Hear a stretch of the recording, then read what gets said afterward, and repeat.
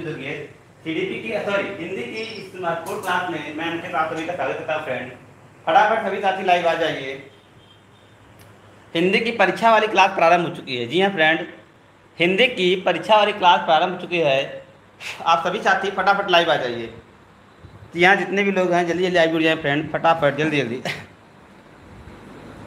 पहला क्वेश्चन है फ्रेंड आपका कि कृतज्ञ का विलोम शब्द है। जी हाँ फ्रेंड, क्वेश्चन है कृतज्ञ का विलोम शब्द है। कुकृत, कृतघ्न, परोपकारी, कपटी। फटाक से क्वेश्चन नंबर फर्स्ट के लिए आंसर कमेंट करके बताएं फ्रेंड, क्वेश्चन नंबर फर्स्ट का सही जवाब क्या है। जल्दी जल्दी सभी साथी जुड़ जाए, जैसे जैसे जुड़ते जाए वीडियो को शेयर करते जाए सभी साथियों तक। जितने भी साथी आपके ग्रुप में हैं फ्रेंड, सभी साथियों तक वीडियो को शेयर करें, क्योंकि यह आपके परीक्षा में निश्चित तौर पर फ्रेंड काफ़ी मददगार क्लास साबित होने वाली है। इसलिए आपको करना केवल करना फ्रेंड, जुड़ना है, वीडियो को शेयर करना है सभी साथियों तक। बस फटाफट वीडियो को शेयर करिएगा सभी साथियों तक। पहला क्वेश्चन आपका है कि कृतज्ञ का विलोम क्या होगा। कृतज्ञ का विलोम कृतघ्न होगा। बी वाले साथियों के जवाब सही हैं। बी वाले साथियों के जवाब सही है भैया कि कृतज्ञ का विलोम कृतघ्न होगा। विकल्प number B is the right answer. B इस प्रश्न का बिल्कुल सही जवाब होगा। B is the right answer.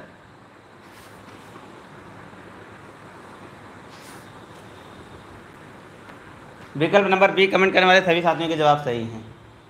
जल्दी से एक बार सभी लोग लाइव आ जाइए फटाफट और आंसर कमेंट करने प्रारंभ कर दीजिए जल्दी से। अगला है विभत्स रस का अस्थायी भाव। जी हाँ फ्रेंड, ये थोड़ा सा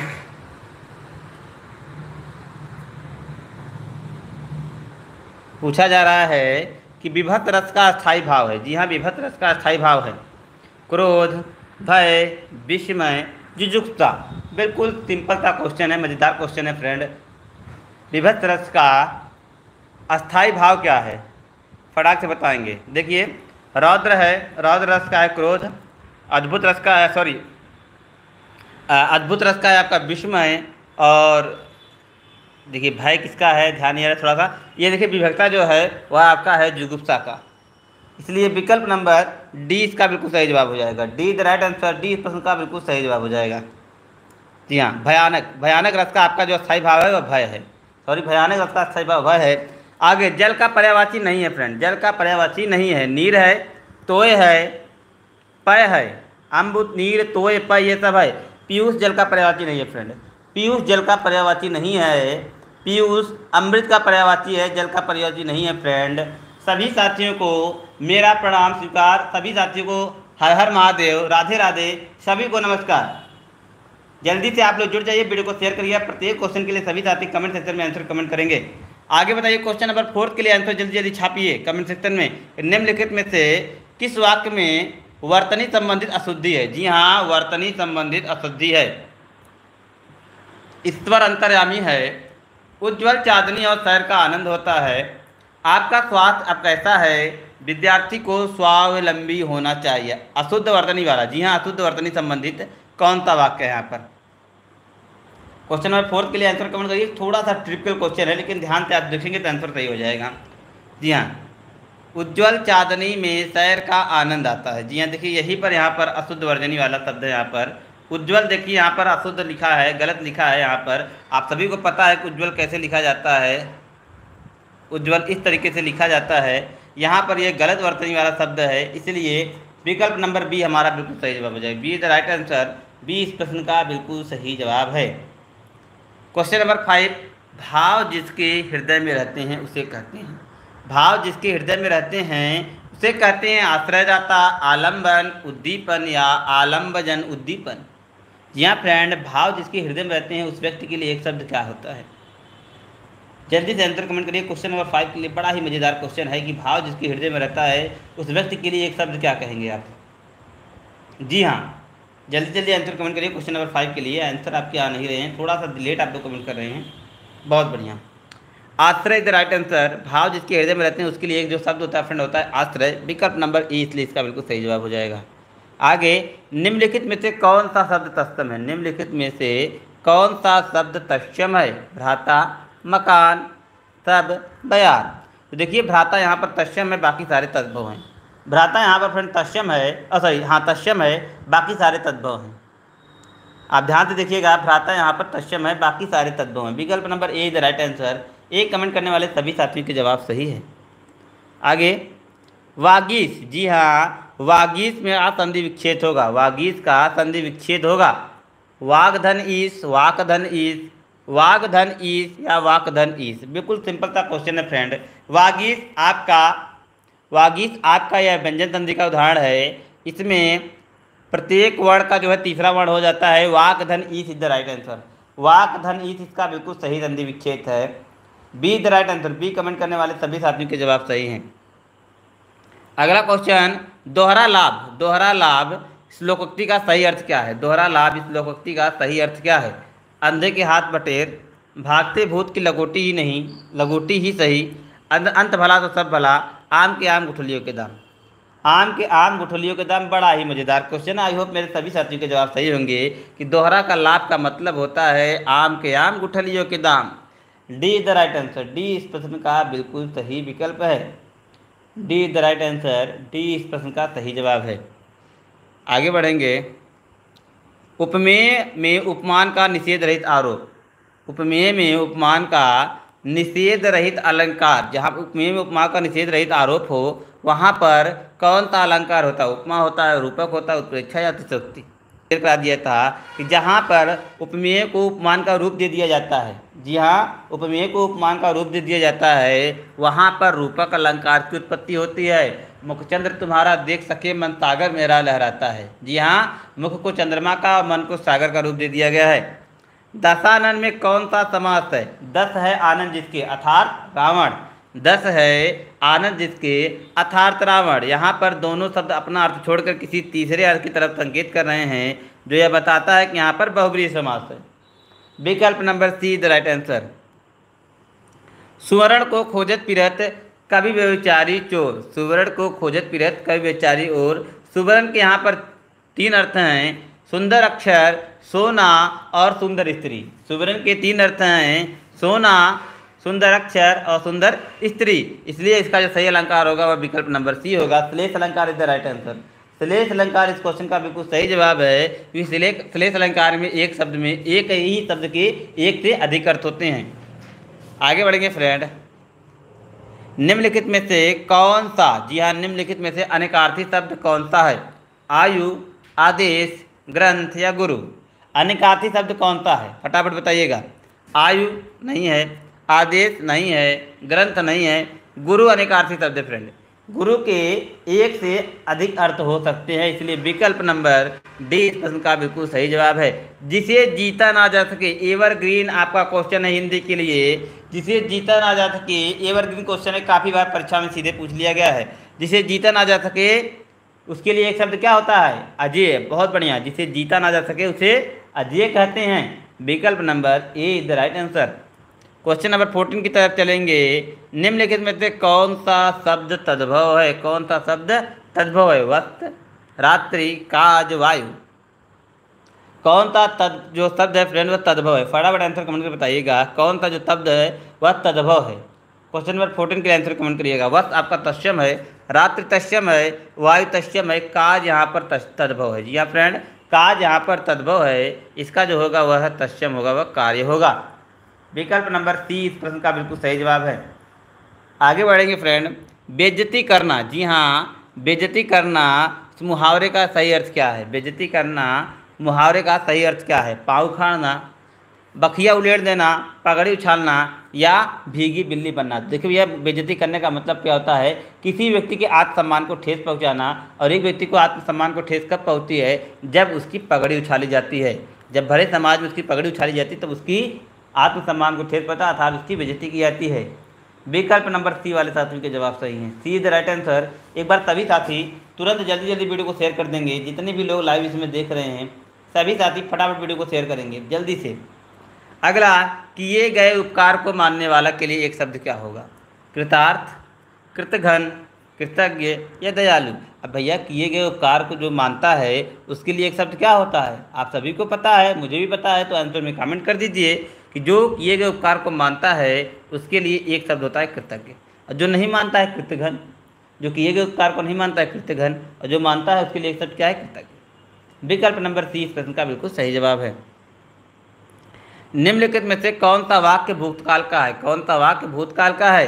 यदि वह जाता तो मैं भी जाता, मोहिनी खाती होगी उसने खाना खाया, मोहन ने पढ़ा है। कह रहे हैं कि कौन सा वाक्य भूतकाल का है। यदि वह जाता तो मैं जाता, ये देखिए भूतकाल का वाक्य है। पहला ही आपका विकल्प ये सही हो जाएगा कि यदि वह जाता तो मैं जाता, यही आपका भूतकाल का वाक्य है। विकल्प नंबर ए इस प्रश्न का बिल्कुल सही जवाब है। A is the right answer. ए इस क्वेश्चन का बिल्कुल सही जवाब है। वचन की दृष्टि से अशुद्ध वाक्य, वचन की दृष्टि से अशुद्ध वाक्य है। प्रत्येक व्यक्ति यही कहेगा, हर एक कुआं मीठे जल का नहीं होता, मैं उसकी सज्जनता पर मुग्ध हूँ, उसका प्राण निकल गए। कौन सा यहाँ पर अशुद्ध वाक्य है? जी हाँ फ्रेंड, जल्दी से बताइए कौन सा यहाँ पर अशुद्ध वाक्य है। फटाफट आंसर कमेंट करिएगा। बड़ा ही मज़ेदार क्वेश्चन है, बड़ा ही मज़ेदार क्वेश्चन है। देखिए यहाँ पर यह बिल्कुल सही वाक्य है आपका, यह भी बिल्कुल सही वाक्य है। अभी यहाँ पर उसका प्राण निकल गया नहीं, यहाँ पर उसके प्राण निकल गए, ये शुद्ध होगा फ्रेंड। उसके प्राण निकल गए, ये वाक्य यहाँ पर शुद्ध होगा। इसलिए विकल्प नंबर डी इसका बिल्कुल सही जवाब हो जाएगा। क्योंकि जो प्राण होता है फ्रेंड, यह आपका सदैव बहुवचन में रहने वाला वाक्य है, इसलिए यहाँ पर विकल्प नंबर डी हमारा सही जवाब हो जाएगा।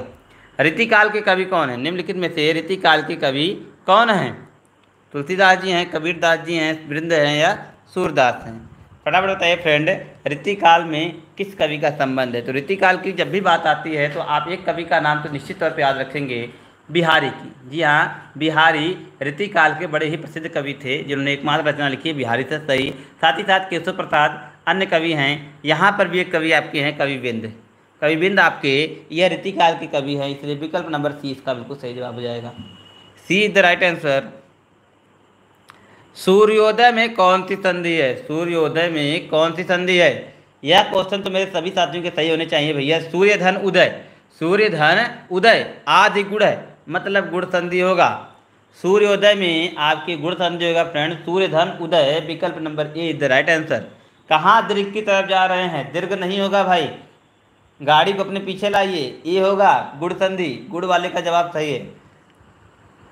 अंक के अनाकार्थी शब्द में कौन से शब्दों का अर्थ जो समूह है वो सही है? अंक गोदी हिस्सा, गोद संख्या अभाज्य, अध्याय संख्या भाग टुकड़ा, अध्याय समय अवस्था। यह भी बिल्कुल सिंपल क्वेश्चन है, यह भी बिल्कुल सिंपल क्वेश्चन है। ध्यान से आप देखिए, अंक का अर्थ होता है गोद, बिल्कुल सही है। अंक का अर्थ होता है संख्या, बिल्कुल सही है। और अंक का अर्थ होता है अध्याय, यह बिल्कुल सही है। इसलिए विकल्प नंबर बी के साथ चलेंगे, उसी पर मुहर लगा देंगे, जवाब हमारा सही हो जाएगा। जी हाँ, आगे बात करेंगे चिरचिर। जी हाँ, चिरचिर, इसके सही अर्थ में का विकल्प आपको चुनना है। चिरचिर, एक चीर का मतलब अस्त्र तो होता ही है, आप जानते हैं। एक चीर का मतलब वस्त्र तो होता है, लेकिन दूसरे चीर का आपको पता रहेगा तभी आप जवाब दे पाएंगे। ध्यान से आंसर आपको देखिए, लंबा प्राचीन, वस्त्र पुराना, पेड़ वस्त्र और पुराना वस्त्र। जल्दी से आंसर कमेंट करिएगा क्वेश्चन नंबर 22 के लिए। फटाफट क्वेश्चन नंबर 22 के लिए आंसर कमेंट करिएगा। तो देखिए, इस चीर का जो अर्थ होता है फ्रेंड होता है पुराना, और इस वाले चीर का अर्थ होता है वस्त्र। तो विकल्प नंबर डी वाले बाजी मार गए हैं। डी वाले साथियों के जवाब यहाँ पर सही हो गए हैं कि चिर का अर्थ होता है पुराना और चिर का अर्थ होता है वस्त्र। वचन किसका बोध कराता है? वचन किसका बोध कराता है? भैया बिल्कुल हलवा क्वेश्चन पूछ लिया गया है। वचन किसका बोध कराता है? जी हाँ, प्राणी या वस्तु के एक या अनेक होने का, प्राणी या वस्तु के एक होने का, प्राणी या वस्तु के अनेक होने का, प्राणी और वस्तु के लिंग का। तो भैया पहला वाले ऑप्शन पर टिक कर दीजिएगा, जवाब आपका सही हो जाएगा। वचन क्या होता है? किसी भी व्यक्ति के, किसी भी वस्तु के एक या एक से अधिक होने का बोध कराता है। जी हाँ, किसी या व्यक्ति के एक या एक से अधिक होने का बोध कराता है। और लिंग क्या होता है? किसी भी व्यक्ति की जाति का बोध कराता है, वह पुल्लिंग है या स्त्रीलिंग है। व्याकरण में काल का अर्थ है, व्याकरण में काल का अर्थ है अंत, समय, पीड़ा या मृत्यु। व्याकरण में देखिए काल का अर्थ समय होता है, आप सभी ने पढ़ा है। यदि आप सभी ने 10th पढ़ा है, हिंदी में पढ़ा है, इंग्लिश पढ़ा है, तो 10th का अर्थ होता है काल। 10th का अर्थ होता है काल या समय। विकल्प नंबर बी यहाँ पर बिल्कुल सही जवाब हो जाएगा। B is the right answer. व्याकरण में काल का अर्थ समय होता है, इसलिए जवाब हमारा बी बिल्कुल सही है। दोहा छंद में कितने चरण होते हैं? तो दोहा छंद में 4 चरण होते हैं। प्रथम और तृतीय में 11-11 मात्राएं, और द्वितीय और चतुर्थ में 13-13 मात्राएं, कुल 24 मात्राएं होती हैं। विकल्प नंबर डी इस प्रश्न का बिल्कुल सही जवाब है कि दोहा में 4 चरण होते हैं। दोहा में फ्रेंड 4 चरण होते हैं। आगे बात करेंगे क्वेश्चन नंबर 26 की। राजा ने ब्राह्मण को धन दिया, रेखांकित वाक्य में कारक। कर्म को, जी हाँ, कर्ता ने कर्म को करण से, तो को आ गया है ना, तो को मतलब कर्म कारक। B is the right answer. B इस प्रश्न का बिल्कुल सही जवाब है। कर्ता ने कर्म को करण से संप्रदान के लिए, अपादान से अलग होने के लिए, संबंध काके की रारे री संबोधन हे हो अरे, यह सिंपल सा पहचान है। आगे बात करेंगे, लिंग की दृष्टि से अशुद्ध वाक्य है। लिंग की दृष्टि से अशुद्ध वाक्य है, फटाक से आंसर कमेंट करिएगा। लिंग की दृष्टि से अशुद्ध वाक्य कौन सा है? मोटा या आदमी आया, मोटाया आदमी आया, आपकी चरित्र अच्छी है, तुम्हारी जेब खाली है, उसकी कलम खो गई। बताइए सही वाक्य कौन सा है? ध्यान से आंसर देखेंगे आप, सभी लोग सही कर पाएंगे। इसको आप पढ़ेंगे भी तभी आपका सही हो जाएगा। लिंग की दृष्टि से कौन सा वाक्य यहाँ पर अशुद्ध है? कौन सा अशुद्ध वाक्य, वही आपको बताना है। मोटा या आदमी आया, बिल्कुल सही है। आपकी चरित्र अच्छी नहीं है, आपका चरित्र अच्छा है भैया, आपका चरित्र अच्छा है, यह हम कहते हैं। आपकी चरित्र अच्छी है यह नहीं कहते हैं। इसलिए बी वाला जो है अशुद्ध है, बाकी सारे शुद्ध हैं। बी वाला अशुद्ध है, बाकी सारे शुद्ध हैं। ले भैया, एकदम सरल हलवा वाला प्रश्न पूछ लिया गया। कामायनी के रचनाकार, कामायनी के रचनाकार जयशंकर प्रसाद का यह प्रसिद्ध महाकाव्य है कामायनी। विकल्प नंबर ए वाले साथियों ने तुरंत आंसर कमेंट करना प्रारंभ कर दिया है। A is the right answer. Kamayani के रचनाकार हैं जयशंकर प्रसाद। रंगीला शब्द में प्रत्यय प्रयुक्त हुआ है, रंगीला में प्रत्यय प्रयुक्त हुआ है। रंगीला, रंग प्लस इला, रंग प्लस इला से मिलकर बना है रंगीला। अब आप बताइए कौन सा ऑप्शन यहाँ पर सही हो जाएगा? इला इला दो है, बी भी है डी भी है, लेकिन कौन सा सही होगा? तो रंग धन इला से मिलकर बना है रंगीला, इसलिए डी वाला जवाब सही हो जाएगा। आगे बढ़ेंगे, सम उपसर्ग से बना शब्द, सम उपसर्ग से बना शब्द कौन सा है? संयोग है, सुकर्म है, संभाव है या स्वयं है? जल्दी से बताइए क्वेश्चन नंबर 30 का सही जवाब क्या है?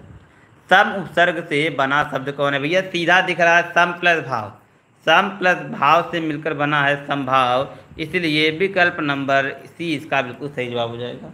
सी द राइट आंसर। संभाव इस प्रश्न का बिल्कुल सही जवाब है।